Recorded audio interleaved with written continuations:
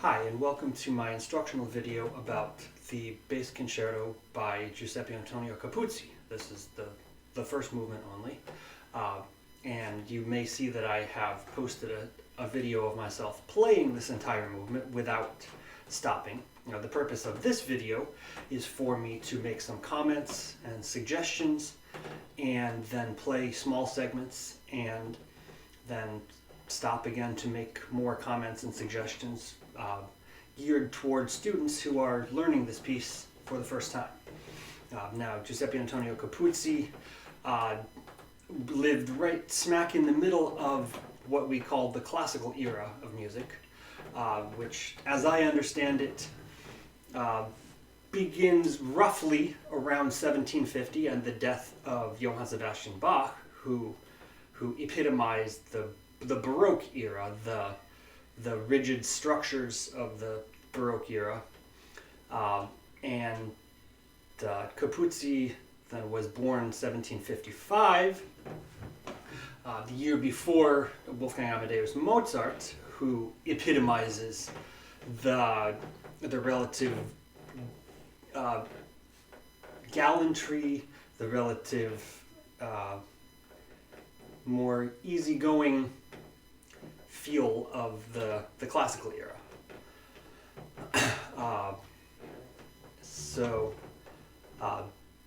Capuzzi was a violinist and conductor, and led a court orchestra in Hamburg, I believe. You can look at Wikipedia and check me out there. Hamburg or Hanover? Hanover, I think that was it.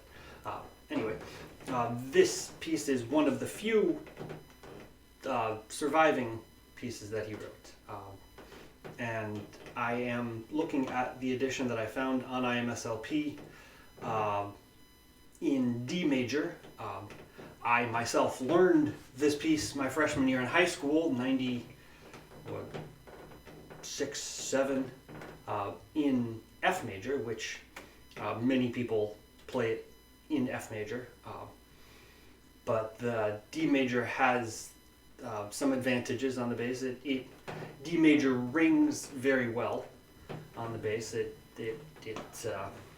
allows the instrument to vibrate pretty freely, and also being a third lower than the F major version, we don't have to go into thumb position.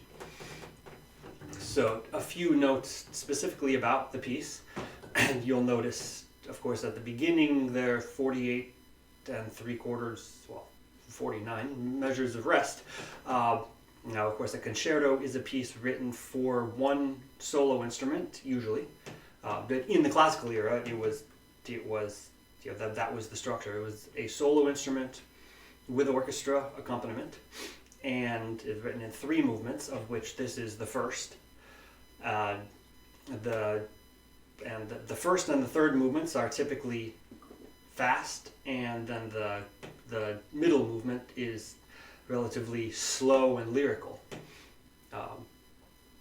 So specifically about this piece, again, of course, the upbeat, I would start up bow.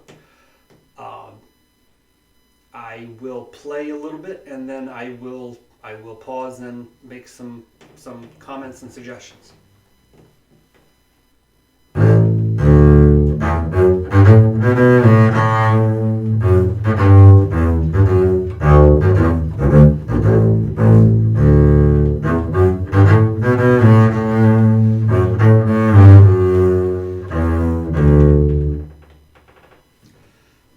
And you have a few different repeated rhythmic figures in this.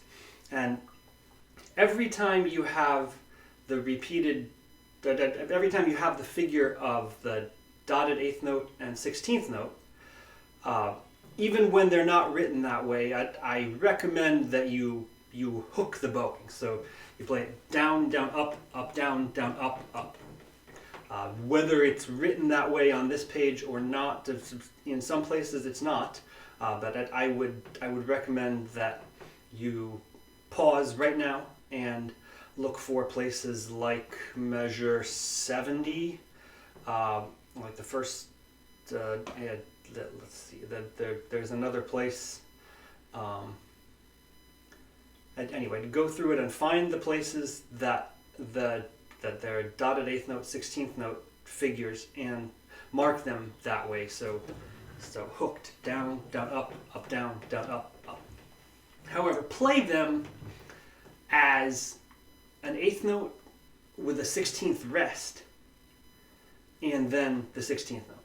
So always shift after the dotted eighth note and then play the 16th note and the following dotted eighth note in position. And that will come up in a moment. I will continue playing, and then I'll pause and go over a figure that illustrates the point I was just making. Starting in pick up to measure 58.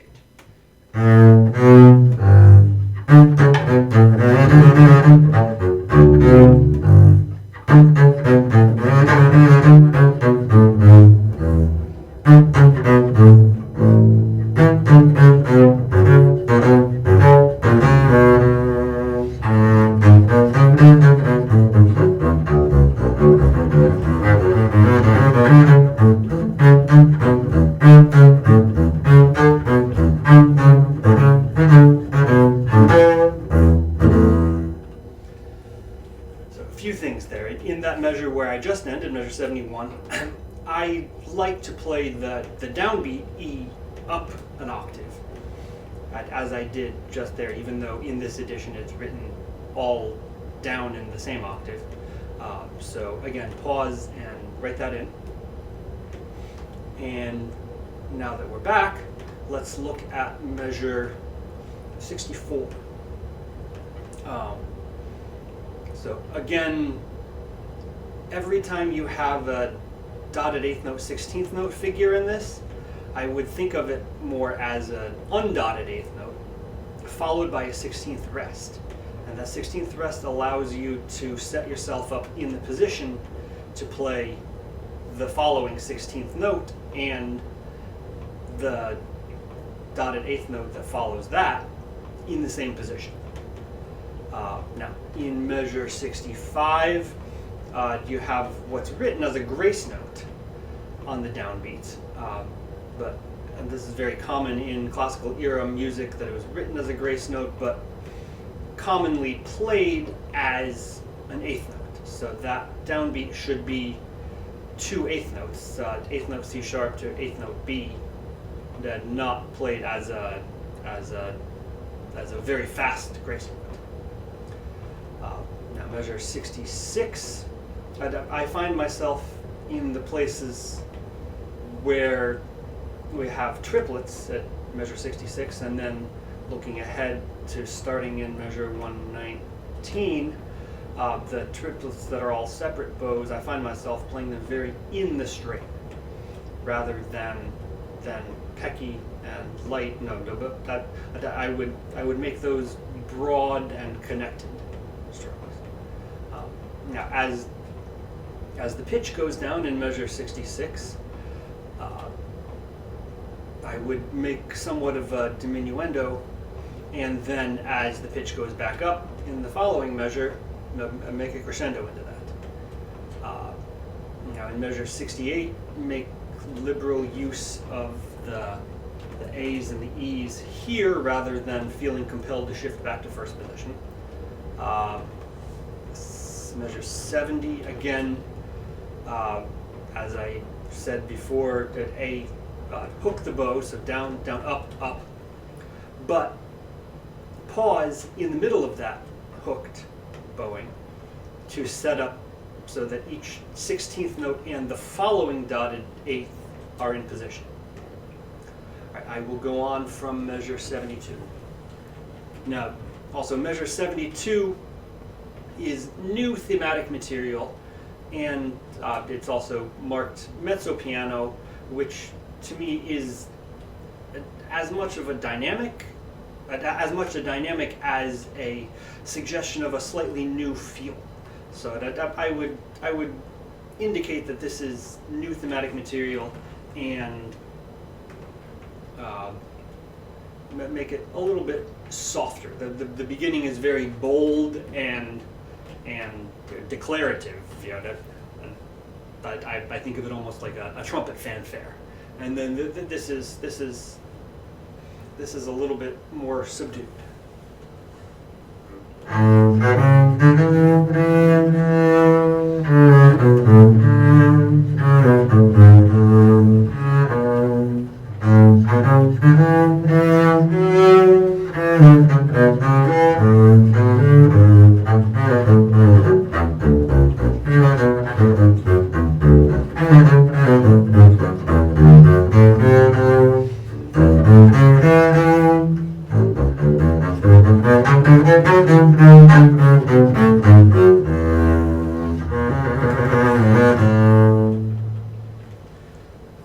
And every time, again, in this movement that I see the 8th note figure followed by 2 16th notes, as in the first 2 beats in measure 79 and measure 80, I would slur the 2 16th notes together. And measure 83, do have a close look at my fingering suggestion that I would put 2 on the E on the A string, and then go across to 2 on the A on the D string, 1 on C sharp, and 4 on the high E. That means you have the smallest shift in that measure, rather than going 4 4 here. There's certainly, I would not start in half position, and then you have this massive shift here. Now let me address the trill in measure 86. That trill should start from the bottom, so trill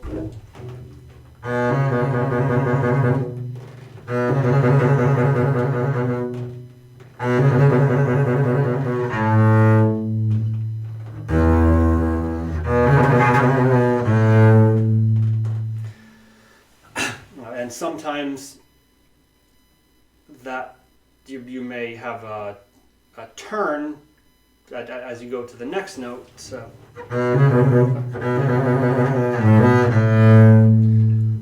I would not do that here, since it's not indicated, but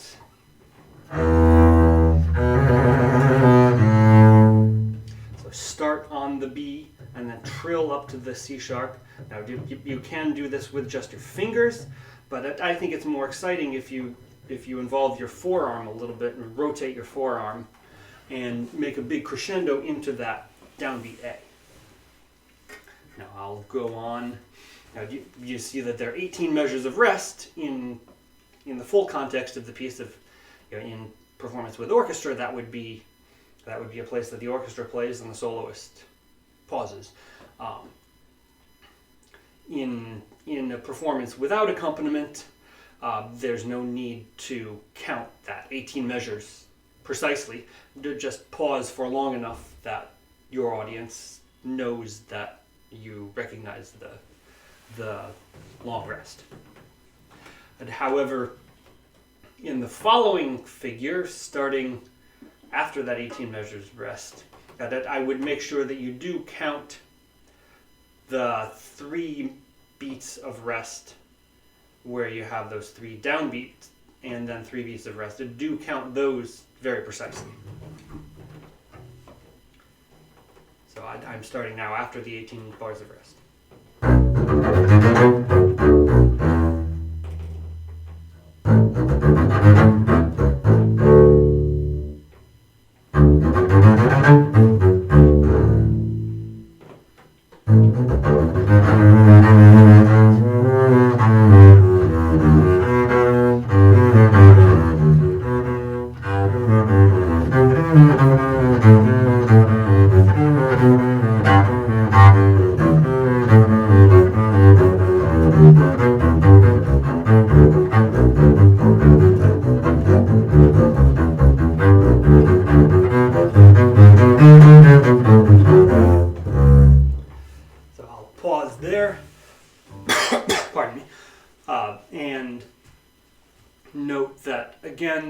most of the time the phrasing should follow the direction of the pitch. However, I think in bar 112 that diminuendo does make some sense going into, so you have the same rhythmic cell 3 times in a row, and now you're going into different material. So this brings us into a new part of the piece that is not like, it is rhythmically unlike the parts that have come before it. Now, do also observe in measure 116 the dots on the first beats of the triplets, and then the slurs, so make a very clear distinction in the different articulations there. And then take time as you're learning the piece to make sure that you have good fingerings for measure 119 for the triplets from there. Yeah, for that 4 measures of triplets, make sure that you know where E sharp is. Make sure that you know where the A sharp is in the previous measure, and that's at the E sharp, and then make sure that in 122 that the G sharp carries through the measure, that you play G sharp on the 3rd beat, and then on the 2nd beat, and then in the middle of the 4th beat as well. And now look ahead at the next measure. In fact, I'll start in the middle of 123.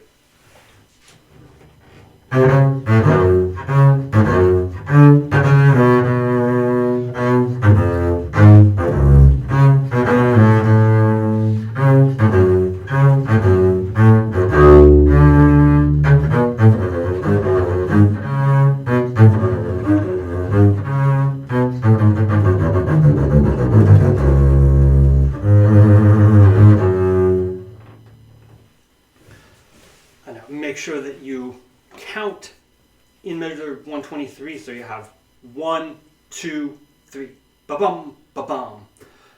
Make sure that you count that dotted 8th rest very precisely, and then again shift after the dotted 8th note so that you land on the 16th note and the following note in position. Now measure 127, as we said in measure 65, that grace note should be an 8th note followed by an 8th note, not a fast grace note followed by a quarter note.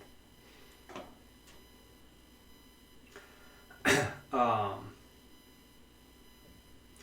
130 and 131, let me demonstrate my fingering there.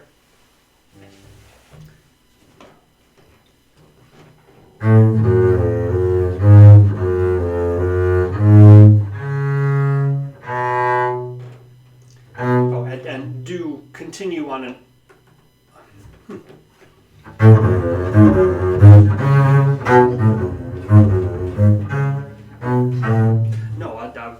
check that.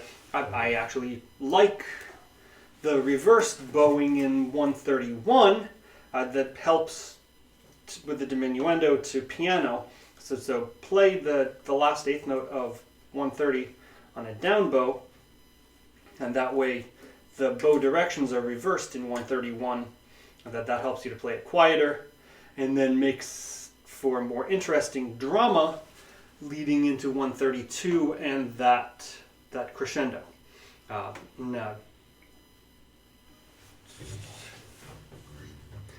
even though I did the turn, it's looking at the trill in measure 133, in my performance just now, I did. But I would avoid doing that. I would play, and you could even play play that. In fact, I think that has a nicer projection to it. So that I would play that G sharp A trill in half position. Now, again, there's no need in a completely solo unaccompanied performance to count that 7 3/4 measures of rest accurately. Just pause long enough that your audience recognizes that there's a rest. I will now go on, starting in measure 142.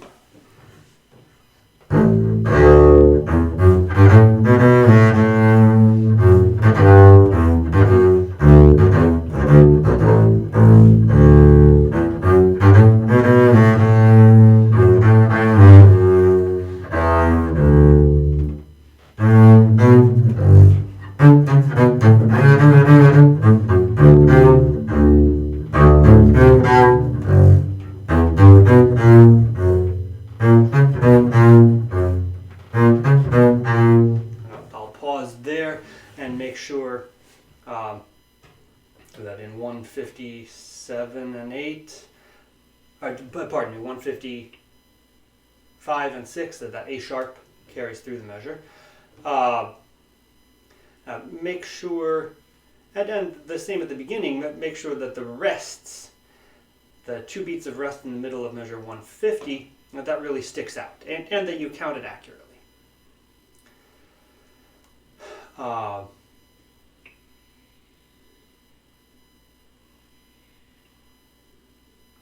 I'll play from the pickups to 157. And do notice here, as I'm playing this, the augmented second between the A sharp and the G natural on the second beat of 157. Here, I'll demonstrate before I go on.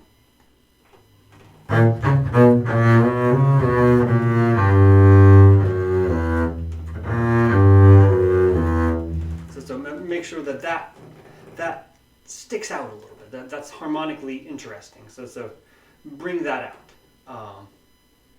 Right, I will start in that same place and continue.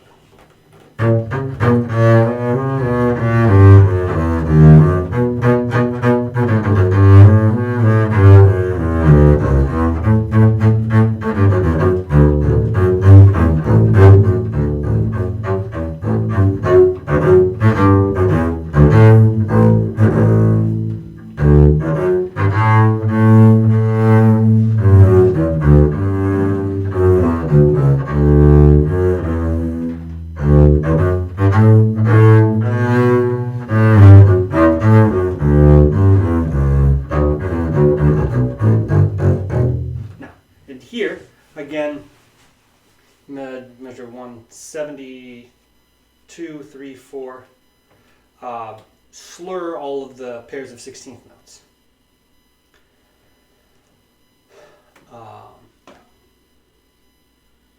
Let's see if there's anything else I can suggest.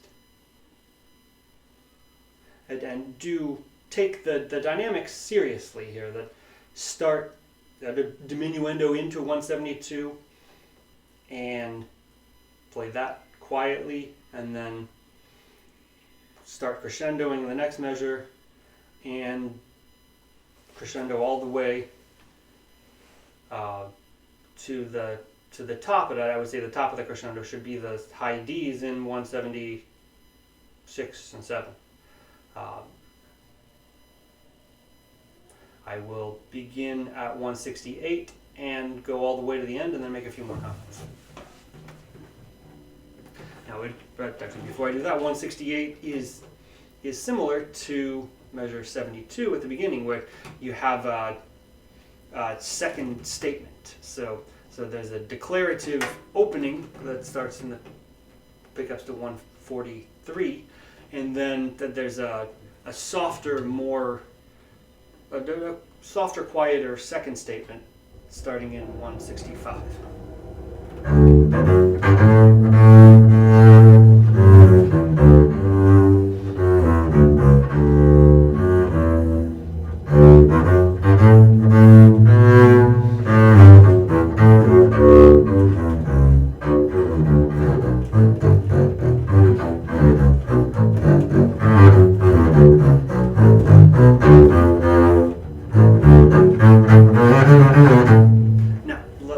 let's look at the bowings there.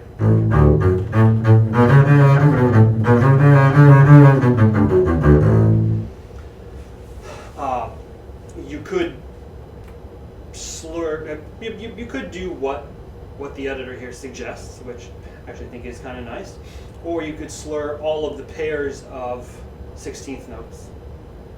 You could slur all the pairs, or you could slur all the pairs until.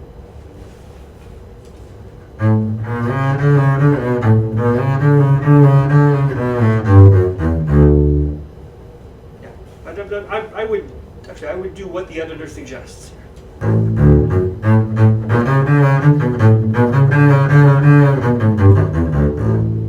I will play from measure 176 to the end.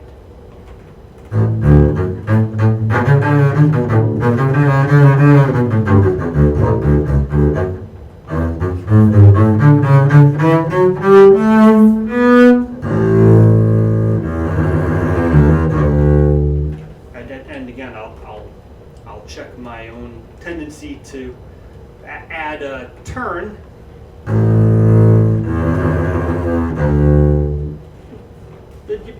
You can, but for the purposes of learning this piece, observe the fact that there is no turn there. And definitely do make a big crescendo going up to that high B, which is the highest note of the piece. And we're finished. I hope that I've helped anybody who is learning this piece for the first time. If I've said anything completely off base, no pun intended, or ridiculous, feel free to leave comments, negative or positive, in the comment section below.